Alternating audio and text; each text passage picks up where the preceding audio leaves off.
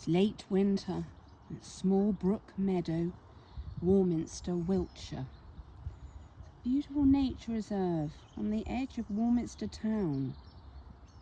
It's full of reed beds and bulrushes, golden grasses, and the bluest sky today with white fluffy clouds, taking in these wintry earthy browns and golds with a dash of pink,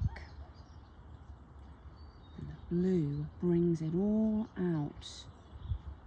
It's such a mild day. This is February, and I'm going to paint this scene.